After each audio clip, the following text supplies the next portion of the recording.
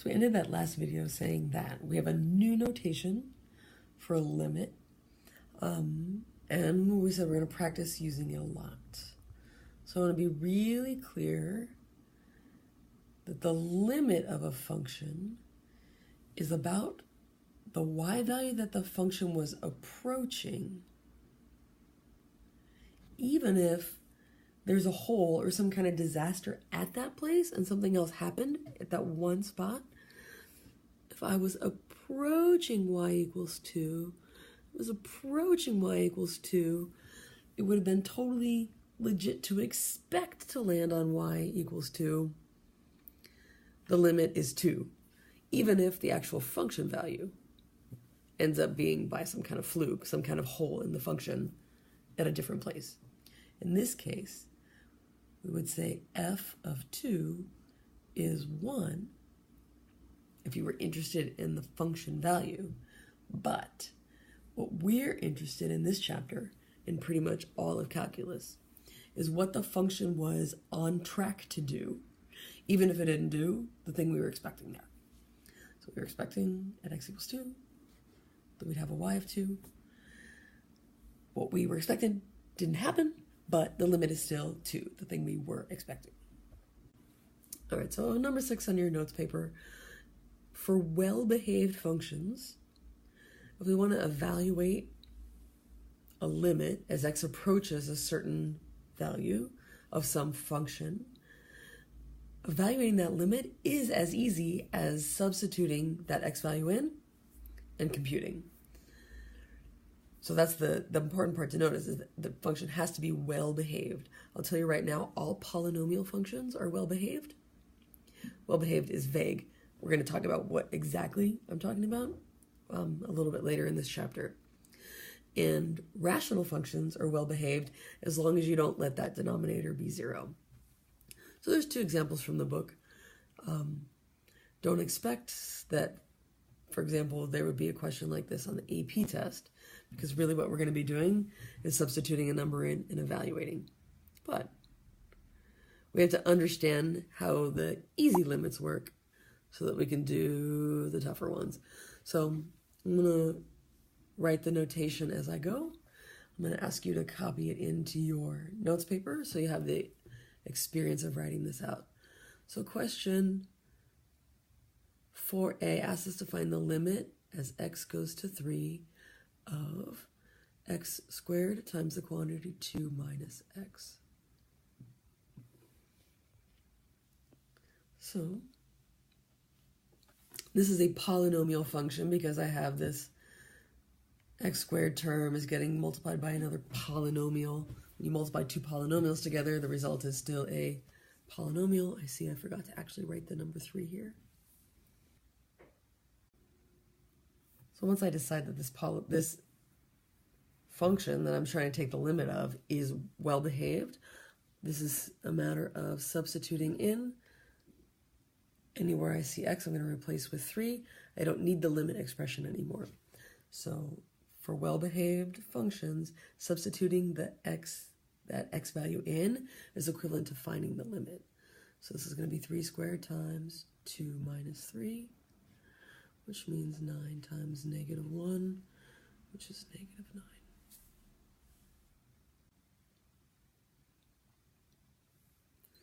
All right, this next one, I'm going to find the limit as x approaches 2. Maybe I'm going to make this bigger so I can see it. The limit as x approaches 2 of this rational function. And I noticed that using x equals 2 is not going to give me a 0 in the denominator. So this limit, which I will practice writing out, that's the limit as x approaches 2 of x squared plus 2x plus 4 over x plus 2. I like to do my limit work, actually all of my algebra and calculus down the page. Your book's gone across the page, so I'm just going to show how I'm going to write it. Once I decide this qualifies as a well-behaved function, that limit is going to equal the result of me replacing all of those x's with 2. So 2 squared plus 2 times 2 plus 4 over 2 plus 2, which is going to make 4 plus 4 plus 4 4, which is 3.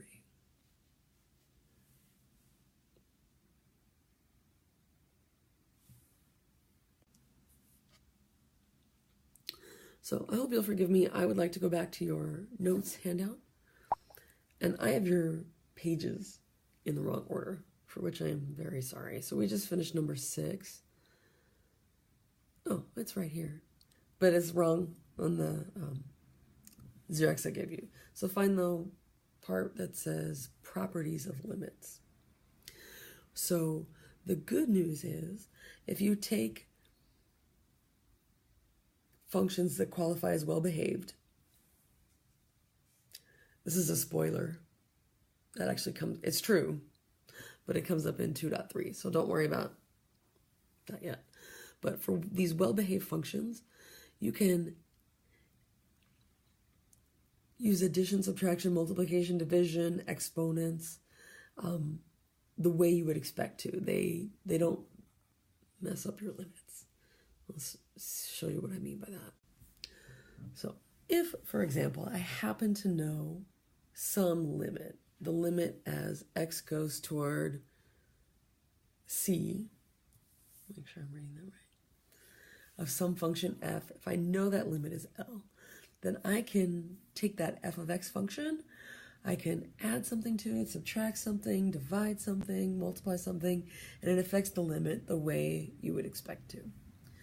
So the limit of a constant, think of a constant, if you graph a constant function, right, is the same y value no matter where you look. It's a horizontal line. So it doesn't matter what x value I explore at, the y value is always going to be the same. And it's going to be the one y value on that function. So the limit of a constant function is that same constant. If you have a function that's just based on x, the limit as x approaches some number c is going to be c. If you have two functions added together and you know the two limits at the x value you're interested in, then you can add the two limits together.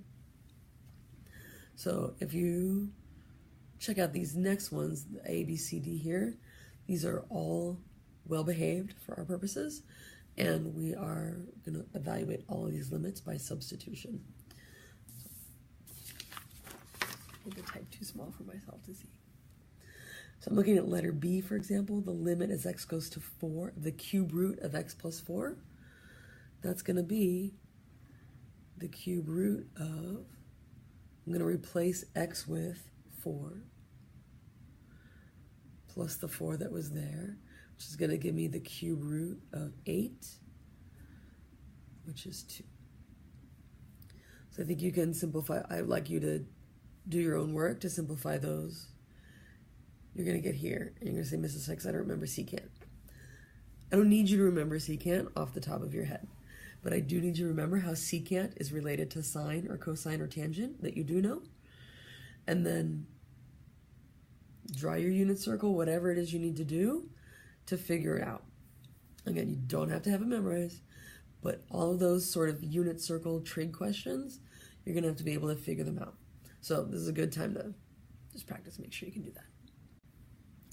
All right, these next four, I'm going to suggest that you actually show a step or two.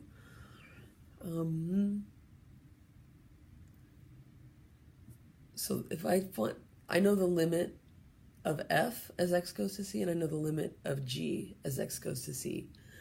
So think about writing this. The limit as x goes to c of 5 times some function is the same as the limit as x goes to c of g of x times 5. And that's based on the rules from up above. Sort of this middle one here. If I have a function that's getting multiplied by a constant, and I know the limit of the function, I can just take that limit and multiply it by a constant. So that's what I've done here.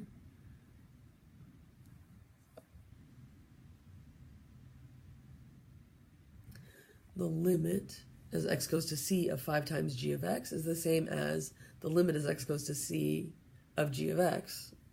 It might be more clear if I put parentheses here.